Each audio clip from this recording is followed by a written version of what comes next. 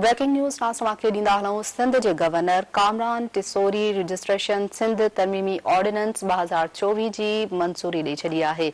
सिंध जे गवर्नर जी सही खां पोइ ऑर्डिनेंस फौरी तौर ते पूरे सूबे में लागू थी वेंदो। इहा अहम ख़बर नासमा सां शेयर कयूं पिया। सिंध जे गवर्नर ऑर्डिनेंस जी मंज़ूरी आर्टिकल 128 जी शिक 1 तहत अख़्तियारनि मूजिब ॾिनी।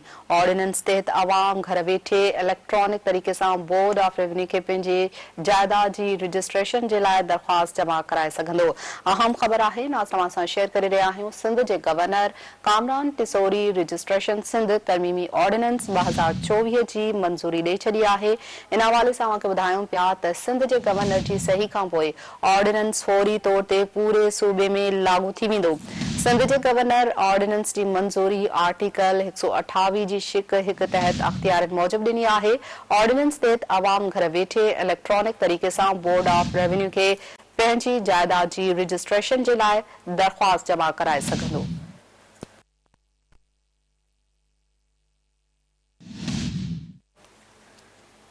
अहम ख़बर आहे, नासमा सां शेयर करे रहिया आहियूं। सिंध जे गवर्नर कामरान टिसोरी रजिस्ट्रेशन सिंध तरमीमी ऑर्डिनेंस 2024 जी मंज़ूरी ॾेई छॾी आहे।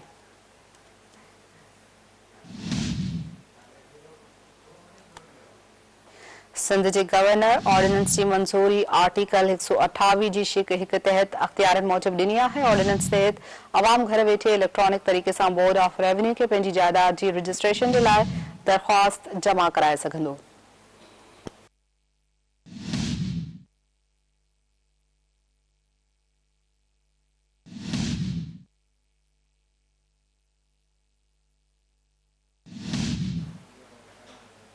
इन हवाले सां तफ़सील मालूम कयूं था कराची मां चीफ रिपोर्टर फयाज़ कुरैशी खां। फयाज़, अपडेट कजो। सिंध जे गवर्नर कामरान टिसोरी तरफ़ां रजिस्ट्रेशन सिंध तरमीमी ऑर्डिनेंस 2024 जी मंज़ूरी ॾिनी वई आहे। कहिड़ा तफ़सील आहिनि ऑर्डिनेंस बाबति?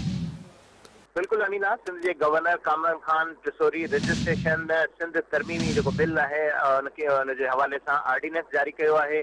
ऑर्डिनेंस 2024 के हवाले से जो जारी कंदे उनकी मंजूरी नी है।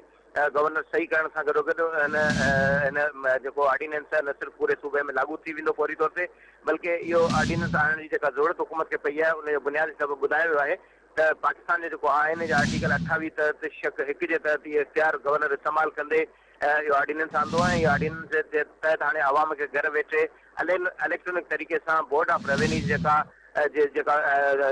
पंहिंजी रेवेन्यू जो मिल्कियतूं आहिनि, जायदाद है, उनकी रजिस्ट्रेशन के हवाले से दरख़्वास्त या जो दस्तावेज़ आहिनि उहे हासिल करण या जमा करण के हवाले से अॻुभराई थी सघंदी।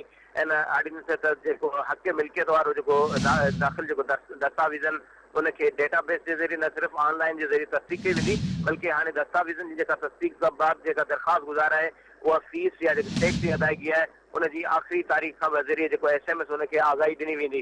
तो हाँ यो जिद्दत के ज़रिए जो रेवेन्यू जो मामला आहिनि उनके उनजो ऑर्डिनेंस आंदो वियो आहे, जो निगरान हुकूमत के सेटअप में उन ते कमकार करे उनके ऑर्डिनेंस की शिकिल में आंदो वियो। तो इन ऑर्डिनेंस के ईंदड़ ॾींहंनि में एक असेंबली ईंदी, उनकी तौसीक़ कंदी ऐं इनके कानून की शिकिल में लागू कयो वेंदो। तो हाँ इलेक्ट्रॉनिक तरीके से जिद्दत के ज़रिए माण्हू पंहिंजा जो जायदाद मिल्कियत जो कागज़ आहिनि उन्हनि जी रजिस्ट्रेशन कराए सघंदा, फॉर्म जमा कराईंदा, फीस ऐं टैक्स जमा कराए सघंदा। जी अनिला, ठीकु आहे, वॾी महिरबानी फयाज़।